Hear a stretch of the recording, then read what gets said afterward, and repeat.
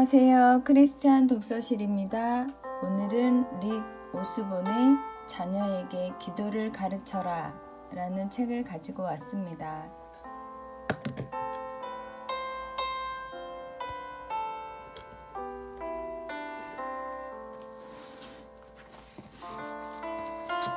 서문.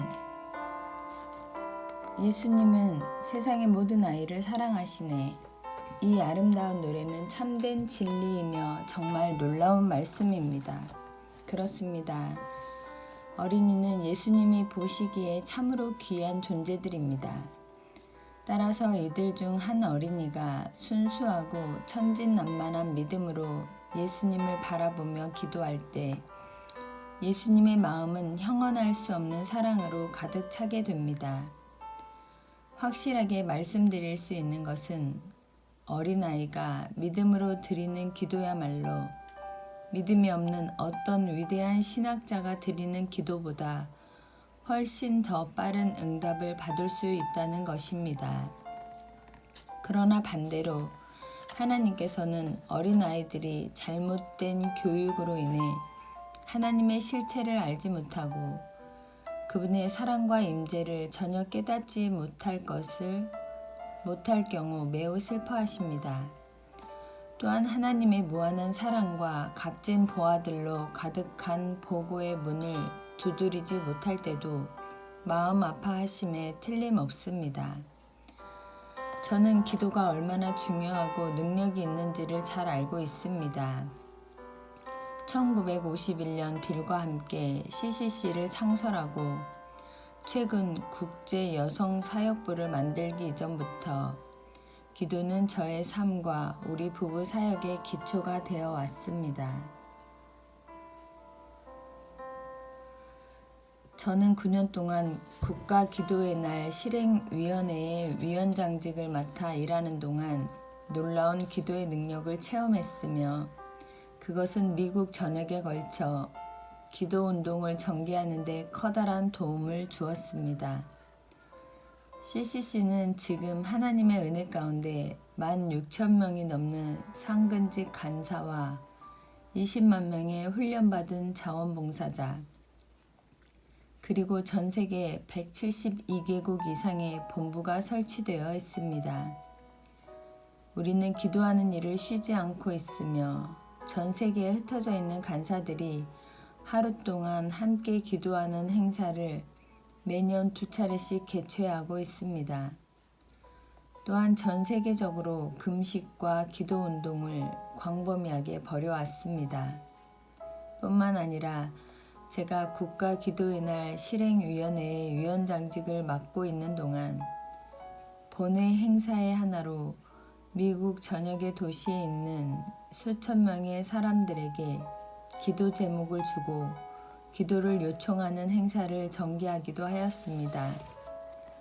하나님께서는 저로 하여금 훌륭한 사람들의 중요한 기도 제목들이 응답되는 것을 직접 볼 수 있도록 여러 번 허락하셨습니다. 정말 감사하게도 하나님께서는 기도를 들으시고 응답해 주신 것입니다. 하지만 그들 중 누구도 어릴 적 우리 아이들이나 손자들이 작은 무릎을 꿇고 기도했을 때보다 더 힘있고 감동적이며 의미 있는 응답을 받은 사람은 없습니다. 아이들은 당대의 중요한 신학적 질문이나 논쟁에 대해서는 아무것도 알지 못하고 그러한 것들에는 전혀 관심이 없습니다. 또한 이론적이거나 추상적인 것에는 무관심합니다. 그들의 세계에서는 늘 구체적인 것만이 요구됩니다. 아이들은 하나님께서 실제하실 뿐만 아니라 예수님이 자기들을 사랑하셔서 그들을 위해 돌아가셨으며 자신들의 기도를 아주 중요하게 들어주신다는 사실만을 알고 있을 뿐입니다. 그러므로 천국이 이런 자의 것이니라고 말씀하셨던 예수님의 마음을 생각해 볼 때 순수성이 부족한 우리 어른들은 눈에 보이는 것을 있는 그대로 받아들이는 아이들의 순진한 태도를 배워야 합니다. 또한 믿음의 기도와 그 기도로 인해 나타나는 놀라운 응답들을 알 수 있을 것입니다. 아이들이 바른 길로 가도록 가르치는 것, 하나님을 알고 그분을 따르도록 양육시키는 것은 부모들이 반드시 책임감을 가지고 해야 할 일입니다. 그리고 아이들에게 기도를 가르치는 것은 이러한 훈련 과정의 가장 핵심적인 부분입니다. 이처럼 어린 아이들의 믿음의 기도는 실제로 이 세상과 그들의 세계를 변화시킬 수 있는 힘이 됩니다. 리 고스보는 자녀에게 기도를 가르쳐라 라는 본서에서 아이들에게 기도하는 법을 가르치는 중요한 원리와 훌륭한 지도 방법들을 매우 완벽하게 제시해주고 있습니다. 하나님께서는 말씀 가운데 우리의 자녀가 떠나지 아니하게 될 견고한 기초를 약속하고 계십니다. 따라서 본서는 당신의 기도에 힘입어 자녀들의 영적 생활을 새롭게 하고 굳세게 하는 데에 매우 귀하게 쓰임 받을 것입니다. 하나님께서는 지금도 우리의 기도에 귀를 기울이고 계십니다.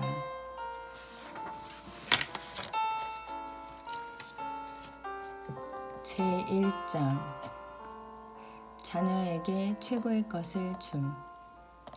하나님, 우리 아빠가 나를 매주 극장과 운동 경기장에 데리고 가게 하시고 나와 함께 캐치볼과 숨바꼭질 놀이를 더 자주 하게 해주세요. 그리고 나를 절대 혼내지 않고 내게 더 많은 과자를 사주도록 해주세요. 오늘날 우리가 기초적인 지식을 가르치기 위해 아이들을 학교에 보내는 것은 하나의 시작에 불과하다. 자식을 위해 최상의 것을 해주기 원하는 부모는 그들을 위해서 할 수 있는 것이라면 무엇이든 하려 한다. 우리는 자녀에게 자전거와 스케이트, 수영, 그리고 스키 타는 것을 가르친다. 또한 야구, 축구, 미식축구, 하키 또는 농구를 배우도록 어린 나이에 그들을 학원에 등록시키며 여름에는 스포츠 캠프에 보내기도 한다. 부모들은 자녀에게 피아노나 바이올린, 성악, 기타 그리고 그들이 원할 경우 드럼과 같은 음악 교육을 시킬 수도 있으며 댄스나 발레, 체조, 덤블링, 트램폴린을 가르친다. 또한 아이들을 연기 수업이나 연극, 공연예술, 나아가서는 모델 수업을 위해 학원에 등록시킨 후 그들을 위한 매니저 회사를 찾아 나서기도 한다. 어떤 부모들은 정규 수업이 보충학습을 위해 가정교사에게 과외를 시키고 외국어 교육기간이 끝난 후 자녀에 데리고 가거나 야간학교 또는 지역사회에서 하는 주말 학습에 등록시키며 하키학교에 보낸다. 부모들의 교육열이 이렇게 높은 것은 자기 자녀가 다른 아이들보다 뒤떨어지기 때문이 아니라 더욱 앞서기를 바라는 마음에서 시작되는 것이다. 위에 열거한 목록들이 우리에게는 우습게 보일지도 모른다. 그러나 부모들에게는 매우 의미 있고 소중한 일이다. 부모들은 누구나 자녀가 갖고 있는 소질과 능력과 인격을 충분히 개발하기를 원하며 아이들의 습관, 가치관, 덕성, 자신감을 함양시키는데 도움이 될 만한 책들을 구입해서 보기도 한다. 아이들에게 돈을 관리하고 성적을 향상시키며 성격 유형을 발견하고 사업적인 기초지식을 배우며 훌륭한 대중연설과 위대한 정치가가 될 수 있도록 가르치는 책들도 있다. 그러면 우리가 이렇게 하는 이유가 도대체 무엇인가? 그것은 자식을 사랑하고 그들에게 최상의 것을 해주고 싶은 마음 때문이다. 그리고 이것은 지극히 당연한 것이다. 이와 같은 모든 기능적인 것과 경험도 중요하지만 이것들보다 훨씬 더 중요한 것, 모든 삶의 기초가 되고 아이들로 하여금 미래에 직면하게 될 일들에 대해 준비시켜주는 것이 있다. 그것은 바로 기도이다. 예수님께서는 당시 종교 지도자들이 양념의 10분의 1까지 정성껏 구분하여 성전에 바쳤음에도 불구하고 사람을 차별하여 대하는 그들의 잘못된 태도를 꾸짖으신 적이 있다. 이것은 양념에까지 정확히 11조의 원리를 적용해 하나님께 바친 것이 잘못되었다는 의미보다는 다만 그분께서는 정작 그들이 핵심적인 것을 놓치고 있다는 사실을 비유적으로 알려주신 것이었다. 마찬가지로 우리가 자녀에게 가르치는 것은 모두 다 중요하다. 여러 가지 활동과 의무는 그들에게 보다 좋은 삶을 준비시켜주는 것이 될 수 있다. 하지만 우리가 자녀에게 가르치는 기도의 중요성과 유익에 비교해 볼 때 그것들은 마치 양념류의 11조를 바치는 것과 같다고 할 수 있다. 우리가 자녀들에게 기도를 가르치는 것이야말로 진정 그들의 삶을 준비시키고 인생 가운데 직면하게 되는 모든 일들을 대비토록 하는 것이다. 또한 늘 무한하신 사랑을 베푸시며 자녀들의 위대한 스승과 인도자가 되시는 하나님과 대화하도록 가르치는 것이 기도이다. 그리고 우리가 자녀에게 기도하도록 가르치는 것은 그들에게 최상의 것을 주기 원하실 뿐만 아니라 가장 유익한 것이 무엇인지 아시고 그것을 주실 능력과 값진 것들을 갖고 계신 분과 교제토록 하는 것이다. 예수님께서는 너희가 악한 자라도 좋은 것으로 자식에게 줄 줄 알거든 하물며 하늘에 계신 너희 아버지께서 구하는 자에게 좋은 것으로 주시지 않겠느냐고 말씀하시며 자식에 대한 우리의 능력과 하나님의 능력을 비교하셨다. 최근에 발표된 부모란 잡지의 갤럽 조사에 의하면 부모들 가운데 약 65%가 취침 전이나 식사 시간에 아이들과 함께 기도를 한다고 기록돼 있다. 이러한 조사 결과는 자식을 가진 부모들은 누구나 기도에 대한 간절한 마음이 있으며 그들이 기도의 중요성을 인식하고 있다는 사실을 암시해 준다. 그러나 취침 시간과 식사 시간이 기도를 위한 중요한 출발점이 되는 것은 사실이지만 우리는 자녀들에게 그 이상으로 기도할 것을 가르쳐야만 하는 것이다. 내가 아내인 엘라인과 함께 딸들에게 바이올린을 가르치기 위해 학원에 등록시켰을 때 우리는 먼저 그것을 통해 얻게 될 다음과 같은 몇 가지의 유익에 대해 생각하였다.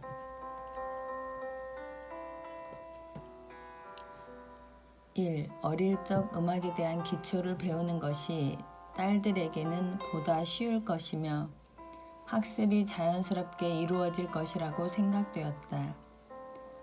2. 수업이 재미있고 효과적이며 아이들에게 음악적인 감각을 풍성케 해줄 것이다. 3. 아이들로 하여금 규칙적인 연습이 가져다주는 훈련을 배우게 할 것이다. 모든 부모들은 그들의 자녀가 성공하고 잘 되는 것을 원한다. 우리는 아름답고 마음이 착한 아이가 가난한 신분의 어려움에서 벗어나 행복하게 된다는 신데렐라와 같은 이야기를 읽을 때마다 언제나 기쁨을 느낀다. 룸펠슈틸츠킨과 왕자와 거지, 디즈니의 최근 작품인 미녀와 야수, 인어공주, 알라딘에 이르기까지 주인공들의 어린 시절에 대한 이야기는 모두가 이와 비슷한 주제를 다루고 있다. 그런데 만왕의 왕이신 예수님으로부터 우리의 자녀들이 완전한 천국의 초청장을 받아 놓았다는 사실은 이러한 상상 속의 이야기들보다 훨씬 더 실제적으로 받아들여질 수 있다. 모든 사람은 세상에서 하나님의 가족의 일원이 되는 신분을 누릴 수 있다.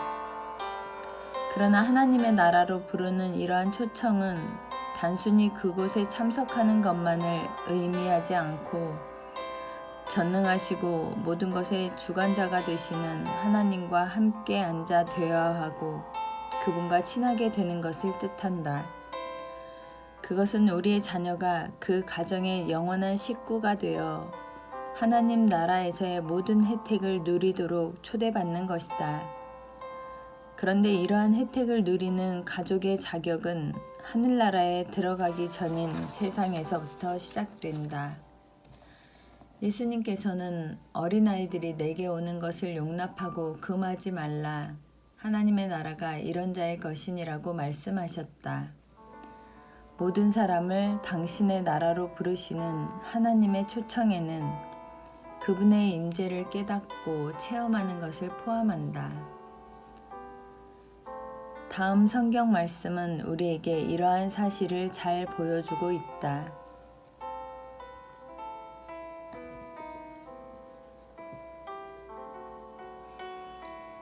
너희는 내게 부르짖으며 와서 내게 기도하면 내가 너희를 들을 것이요 너희가 전심으로 나를 찾고 찾으면 나를 만나리라. 나 여호와가 말하노라. 내가 너희에게 만나지겠고 예수께서 대답하여 가라사대 사람이 나를 사랑하면 내 말을 지키리니 내 아버지께서 저를 사랑하실 것이요 우리가 저에게 와서 거처를 저와 함께 하리라. 자녀들에게 기도하는 것뿐만 아니라 기도를 그들 삶의 근본으로 삼고 그들의 신분이 무엇인지를 가르쳐주는 것은 아이들에게 하나님과 동행하고 예수님과 사귀는 것이야말로 삶 가운데 누릴 수 있는 가장 완전한 선물이며 유익과 축복임을 알게 해주는 것이다. 그러면 우리가 음악 교육에 대해 생각하는 것과 동일한 관점에서 기도에 대해 생각해 보자. 규칙적이고 건강한 기도 생활은 아이들에게 어떠한 유익을 가져다 주는가? 기도 생활이 주는 유익은 매우 많이 있다. 하나님과의 기도로 맺어진 관계로부터 오는 유익들에 관하여 성경, 즉 하나님의 말씀은 내적인 삶의 변화로부터 높임과 존귀케 되는 것에 이르기까지 몇 가지에 대해 분명히 묘사해 준다. 우리가 자녀에게 기도하는 것을 가르칠 때 그들은 자기들이 누릴 수 있는 기쁨과 평안에 대해 배우게 된다. 기도를 통해 알게 되는 기쁨과 평안은 우리가 인간으로서 아이들에게 줄 수 있는 어떠한 것과도 비교할 수 없는 것이다. 그것은 그들의 기도를 항상 들어주시고 도우시는 하나님으로 말미암기 때문이다. 우리에게는 완전한 평강과 하나님의 임재로 오는 기쁨이 약속되어 있으며 따라서 마음 가운데 기쁨이 오는 것이다. 신약 성경 기자는 기도를 통해 우리에게 임하는 기쁨과 평안에 대해 다음과 같이 기술한다. 지금까지는 너희가 내 이름으로 아무것도 구하지 아니하였으나 구하라 그리하면 받으리니 너희 기쁨이 충만하리라. 아무것도 염려하지 말고 오직 모든 일에 기도와 간구로 너희 구할 것을 감사함으로 하나님께 아뢰라. 그리하면 모든 지각에 뛰어난 하나님의 평강이 그리스도 예수 안에서 너희 마음과 생각을 지키시리라. 모든 부모들은 그들의 자녀들에게서 인간적인 성장을 기대하게 되는데 즉 그것은 자기의 아들과 딸들이 명철함과 지혜와 하나님의 충만하신 가운데 자라기를 원하는 것이다. 이러한 성장은 기도를 통해 이루어질 수 있다. 지식을 불러 구하며 명철을 얻으려고 소리를 높이며 은을 구하는 것 같이 그것을 구하며 감추인 보배를 찾는 것 같이 그것을 찾으면 여호와 경외하기를 깨달으며 하나님을 알게 되리니 대저 여호와는 지혜를 주시며 지식과 명철을 그 입에서 내심이며 그 넓이와 길이와 높이와 깊이가 어떠함을 깨달아 하나님의 모든 충만하신 것으로 너희에게 충만하게 하시기를 구하노라. 아이들이 두려움을 느끼는 것이 때로는 어리석게 보일 수도 있지만 두려움은 아이들이 쉽게 경험하는 감정이다. 그리고 아이들이 10대의 청소년기를 지나 어른으로 성장한 후에도 그러한 두려움은 쉽게 사라지지 않는다. 다만 그 형태가 바뀔 뿐이다. 하지만 자녀들에게 기도에 대해 바르게 가르칠 때 우리는 저들에게 그들의 세계를 직면하는 대처 능력과 용기를 줄 수 있게 된다. 성경은 기도를 통해 오는 응답에 대해 다음과 같이 묘사하고 있다. 내가 여호와께 구하매 내게 응답하시고 내 모든 두려움에서 나를 건지셨도다. 저희가 주를 앙망하고 광채를 입었으니 그 얼굴이 영영이 부끄럽지 아니하리로다. 내가 간구하는 날에 주께서 응답하시고 내 영혼을 장려하여 강하게 하셨나이다. 오늘날 사회는 폭력적인 범죄로부터 마약 중독에 이르기까지 우리의 자녀들을 위협하는 요소들로 가득 차 있다. 따라서 아이들은 나쁜 환경들에 항상 노출되어 있다고 할 수 있다. 그러나 기도를 통하여 우리는 해로운 것으로부터 보호받을 수 있고 어려움에 빠졌을 때 도움을 받을 수 있다. 의인이 외침에 여호와께서 들으시고 저들의 모든 환난에서 건지셨도다. 하나님께서는 우리와 우리의 자녀들이 하나님 가운데 모든 인도를 따르고 그분의 지시를 의지하기 원하신다.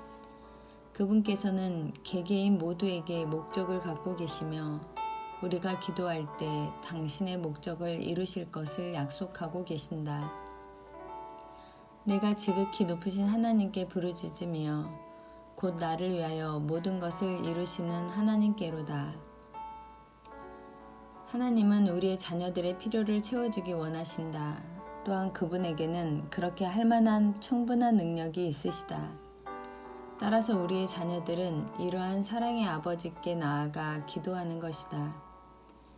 예수님께서는 사람들에게 악한 자라도 좋은 것으로 자식에게 줄진데 하물며 하늘에 계신 너희 아버지께서 구하는 자에게 좋은 것으로 주시지 않겠느냐고 말씀하셨다. 다음에 두 성경 구절은 하나님께서 당신께 구하는 자들에게 얼마나 관대하게 베푸시는 분이신지 잘 보여주고 있다. 그러므로 염려하여 이르기를 무엇을 먹을까, 무엇을 마실까, 무엇을 입을까 하지 말라. 이는 다 이방인들이 구하는 것이라. 너희 천부께서 이 모든 것이 너희에게 있어야 할 줄을 아시느니라.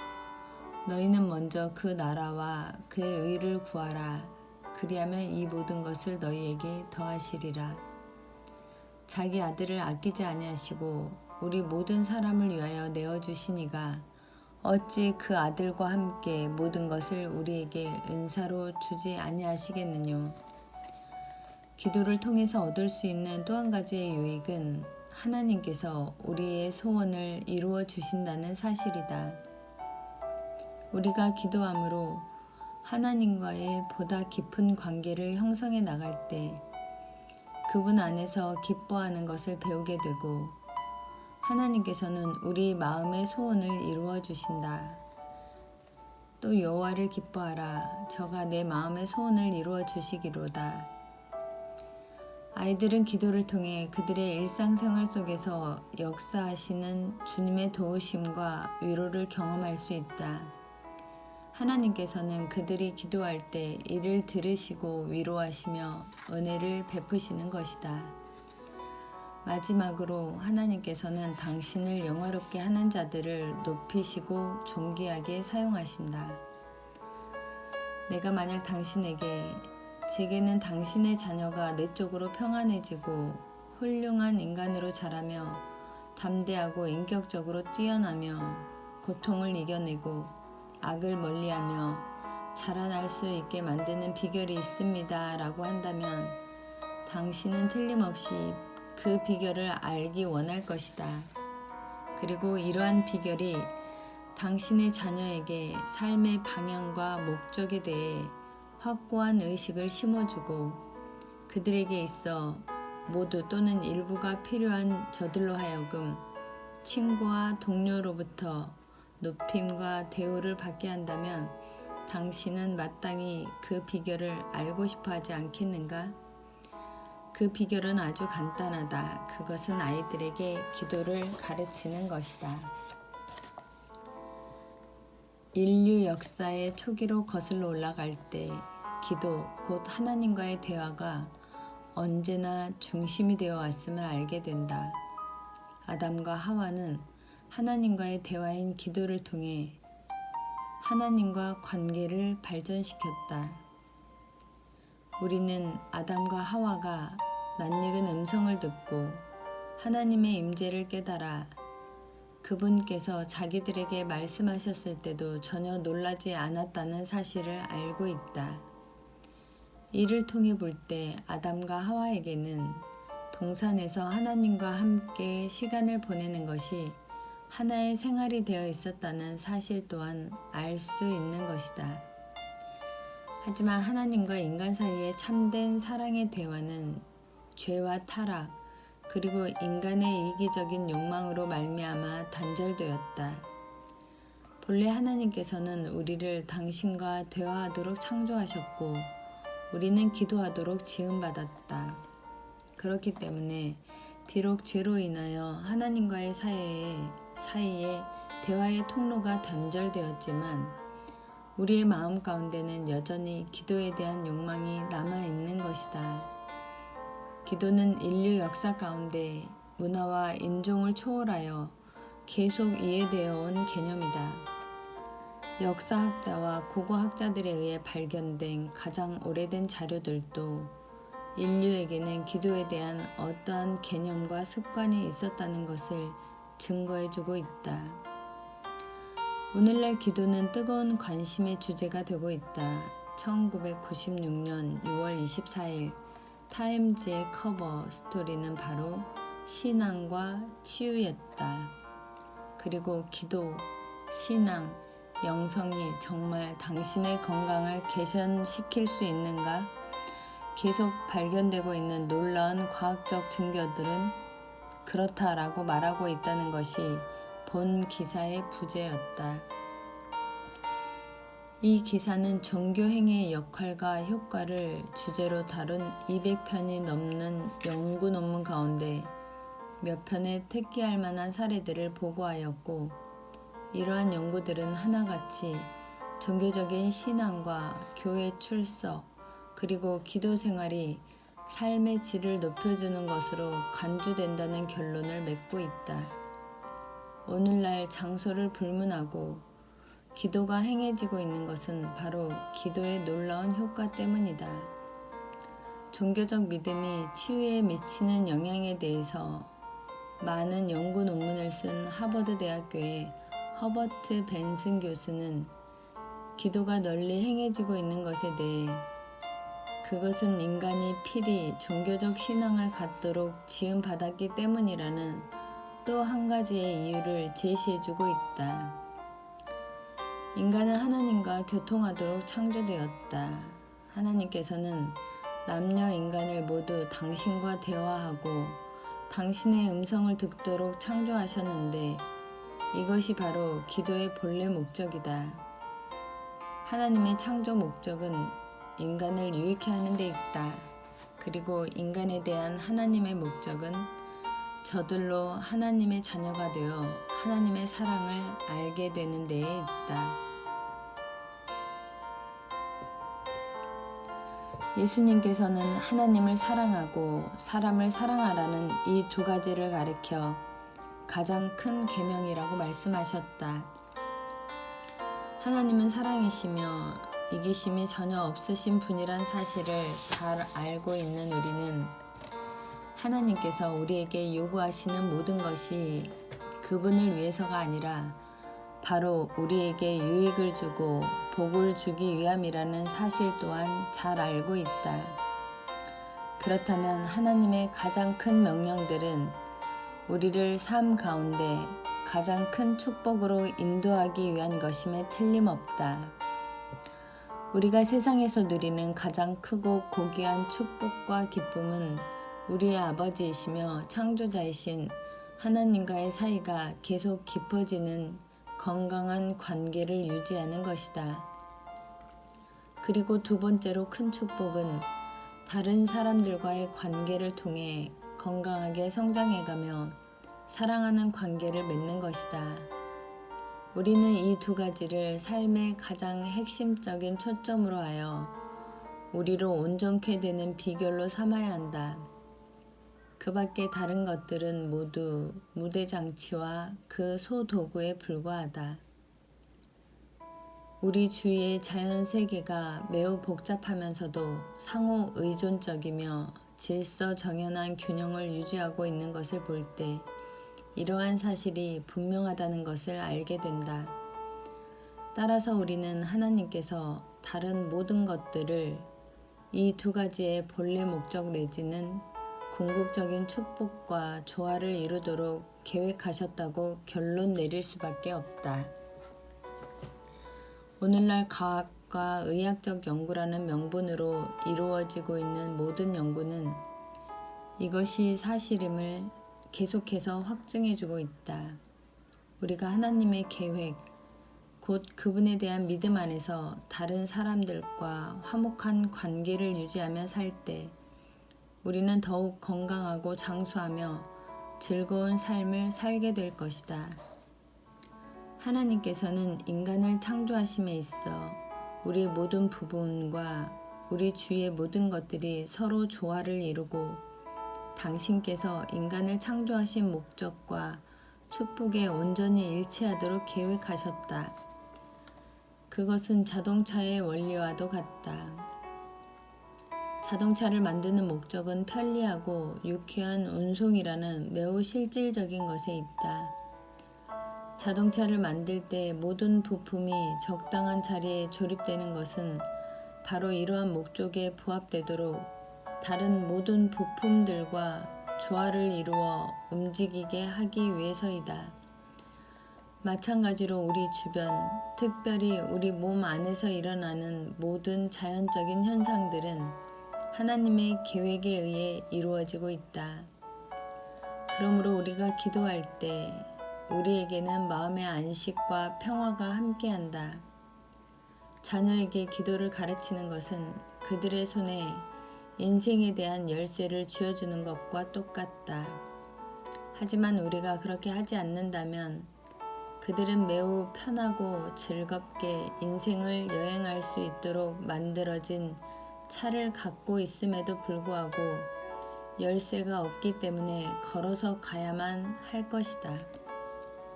어른과 마찬가지로 어린아이도 기도하도록 창조되었다. 예수님께서는 모든 사람을 우리가 경험할 수 있는 가장 큰 축복인 하나님과의 관계 가운데 들어오도록 부르고 계신다.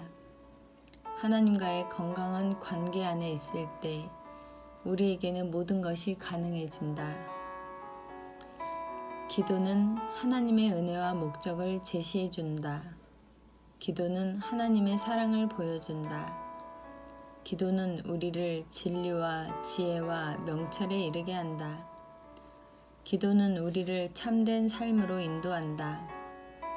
기도는 기쁨과 평안을 가져다 준다. 기도는 삶의 방향을 제시하고 인도한다.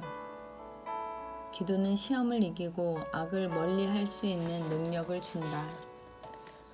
기도는 환난과 문제를 피하거나 해결할 수 있도록 도와준다. 기도는 우리 안에 역사하시는 하나님의 은혜를 통해 삶을 변화시킨다. 기도는 일상생활의 모든 필요에 대한 해답을 제시한다. 기도는 기적을 체험하게 한다. 기도는 마음의 소원을 이루어준다. 나는 여기에서 당신이 혹시 오해할까봐 기도 자체가 목적이 아니라는 사실을 먼저 분명히 밝혀두고자 한다. 그렇다고 해서 기도는 아이들의 삶 속에 여러 가지 유익한 것들 중에서 어느 한 가지를 추가하는 정도의 것도 아니다. 사실은 그와 정반대라는 것을 말하고 싶다. 기도는 아이들의 삶에 있어 하나의 부속물이 아니라 기초가 되는 것들 가운데 하나이다. 따라서 기도는 우리가 자녀에게 가르쳐야 할 가장 중요한 것들 중 하나이다. 우리가 지금까지 고찰한 기도의 유익들은 아이들에게 일정한 시간 무릎 꿇고 반복해서 기도하는 것을 가르친다고 해서 얻을 수 있는 것이 아니다. 또한 그날에 필요한 목록들을 하나님께 나열하도록 가르친다고 해서 가능한 것이 결코 아니다. 오랫동안 반복해서 구한다고 해서 그러한 시간 자체가 기도가 되는 것은 아니라는 뜻이다. 자녀에게 기도를 가르치는 것은 하나님 자신과 그분의 뜻을 알게 함으로 하나님과 대화하며 그분과의 교제 가운데 성장하도록 하는 것이다. 기도를 생활화하고 하나님 안에서 자라갈 때 기도의 유익이 비로소 나타난다. 기도 자체가 목적이 되어서는 안 된다. 그리고 기도가 이러한 유익을 가져다주는 수단이 되어서도 결코 안 된다. 기도는 오직 우리를 하나님의 사랑으로 인도해 주는 문인 것이다. 기도할 때 하나님과 함께 즐거운 시간을 보낼 수 있음에 감사하라. 모든 면에서 당신이 자녀에게 최고의 것을 줄 수 있도록 하나님께 도우심을 구하라. 당신의 가정에서 영적 교훈과 훈련을 제일 우선순위로 삼을 수 있도록 하나님께 도우심을 구하라. 어린이를 위한 기도. 하나님 고맙습니다. 하나님께서 저의 거룩한 아버지가 되어주시고 또 저를 보살펴 주시며 제게 지혜를 주셔서 감사합니다. 제가 하나님께서 원하시는 대로 행할 수 있도록 도와주세요. 그리고 어떻게 기도할 것인지 가르쳐 주세요. 예수님의 이름으로 기도합니다. 아멘. 제2장 어린 시절의 가르침. 예수님께서 이 땅에 오신 이유는 우리로 하나님의 사랑을 알고 그 사랑을 직접 삶으로 보여주기 위함이었다. 그분은 우리 곁에서 하나님의 마음을 보여주셨다. 예수님께서 분노하셨던 몇몇 사건에 대해 생각을 해보면 아마 우리 마음 가운데 제일 먼저 떠오르는 장면이 하나 있을 것이다. 그것은 예수님께서 노끈으로 만든 채찍으로 성전을 치우신 사건이다. 그리고 두 번째로 생각나는 것은 종교 지도자들의 위선과 영적인 소경이 된 것을 꾸짖으신 모습일 것이다. 그러나 성경은 예수님의 마음을 격분시킨 또 한 가지의 사건을 기록하고 있다. 그것은 어린아이를 대하는 태도와 관련된 것이었다. 복음을 전할 때 우리는 종종 하나님의 나라에 들어가기 위해서는 어린아이와 같이 되어야 한다고 강조한다. 물론 그것은 타당한 주장이지만 예수님께서 말씀하시고자 한 핵심 요점은 사실 그것이 아니었다. 사람들이 예수의 만져주심을 바라고 어린아이들을 데리고 오매 제자들이 꾸짖건을 예수께서 보시고 분이 여겨 이르시되 어린아이들의 내게 오는 것을 용납하고 금하지 말라. 하나님의 나라가 이런 자의 것이니라. 내가 진실로 너희에게 이르노니 누구든지 하나님의 나라를 어린아이와 같이 받들지 않는 자는 결단코 들어가지 못하리라 하시고 그 어린아이들을 안고 저희 위에 안수하시고 축복하시니라. 예수님과 그분의 제자들은 두루 다니시며 하나님의 나라에 대해 전하고 가르치셨다. 사람들은 이때 자신의 아이들을 예수님께 축복을 받게 하려고 데려왔고 이것을 본 제자들은 사람들을 다음과 같은 말로 꾸짖었을 것이다. 당신들은 선생님께서 바쁘신 것을 보지 못하십니까? 선생님께서는 지금 어른들을 가르치는 중요한 일을 행하고 계시지 않습니까? 그분께는 어린아이들에게까지 관심을 기울일 만한 시간이 없습니다. 예수님은 주의가 소란한 것을 보시고 분노하셨다. 그러나 예수님이 격분하신 것은 단지 제자들이 사람들과 어린아이를 꾸짖은 행동 때문이 아니라 이러한 행동을 낳게 한 그들의 자세와 생각 때문이었을 것이다. 하나님께서는 어린아이를 결코 멀리하지 않으신다 뿐만 아니라 그들이 나이를 더 먹고 지혜롭게 되거나 또는 보다 더 중요한 인물이 될 때까지 기다리시지 않는다. 하나님께서는 인간을 창조하실 때 어려서부터 당신과 교제하도록 창조하셨다. 여론조사에 의하면 그리스도께 자신의 삶을 바치기로 결심한 자들 가운데 85%가 한결같이 그들의 나이 18살 이전에 결단을 했다는 사실을 보여주고 있다. 저명한 심리학자이자 저술가이며 전국적인 방송망을 갖고 있는 라디오 프로그램인 포커스 온 더 패밀리의 진행자인 제임스 답슨 박사는 다음과 같이 기술하고 있다. 아이들이 어린 시절 가운데 영적인 훈련을 받아들일 수 있는 기간은 매우 짧다. 선악에 대한 아이들의 개념이 바로 이 시기에 형성되며 하나님에 대한 그들의 관념 역시 이때 굳어지기 시작한다. 그러므로 성경은 다음과 같이 말하고 있다. 마땅히 행할 길을 아이에게 가르치라. 그리하면 늙어도 그것을 떠나지 아니하리라. 예수님은 하나님께서 우리를 창조하실 때 우리가 하나님을 알고 그분께 배우도록 지으셨다는 것을 알고 계셨다. 이러한 교육 과정은 우리가 태어나는 순간부터 시작된 것이다. 예수님이 제자들에게 하신 말씀은 매우 근본적인 부분에 해당된 것이었다.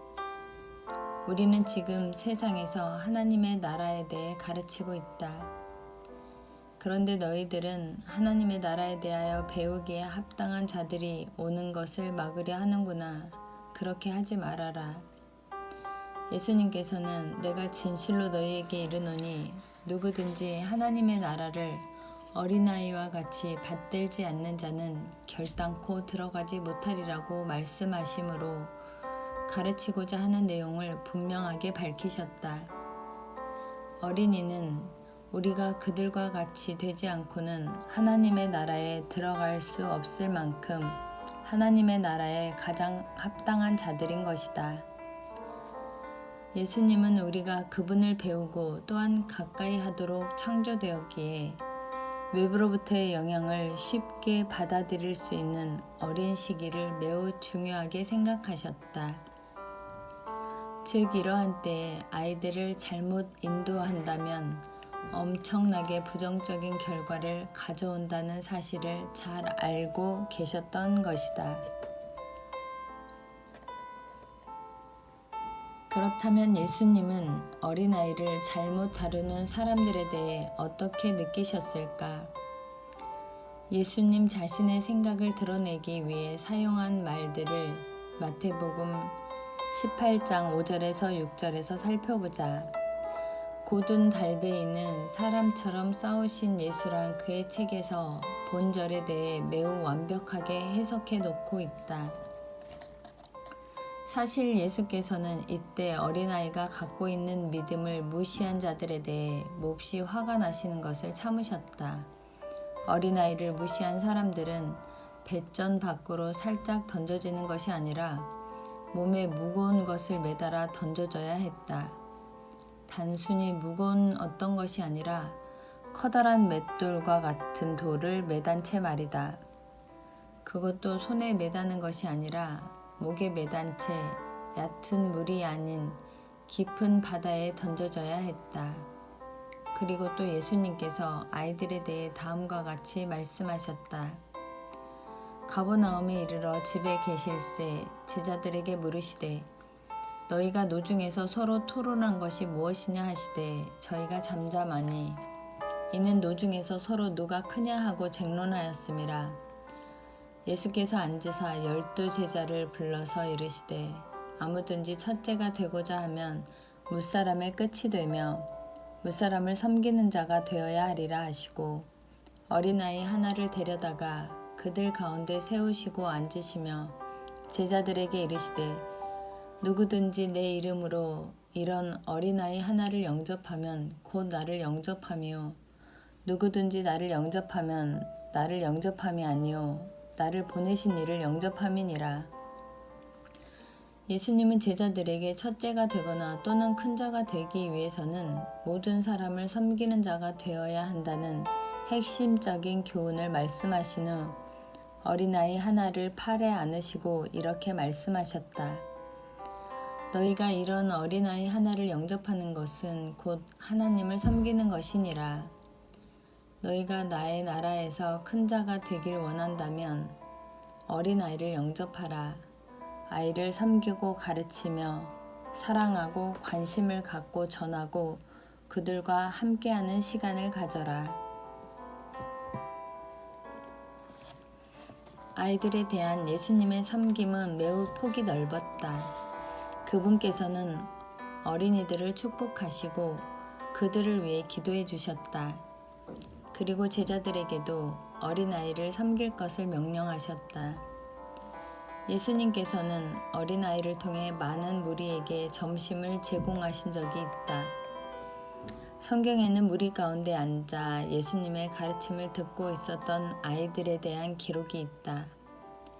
예수님은 그들을 치료해 주시고 죽음으로부터 살리셨으며 팔로 안아주시고 당신의 나라로 초청하셨고 우리에게도 그와 똑같이 할 것을 명령하셨다. 예수님께서는 제자들에게 어린아이의 중요성을 매우 강조하셨다.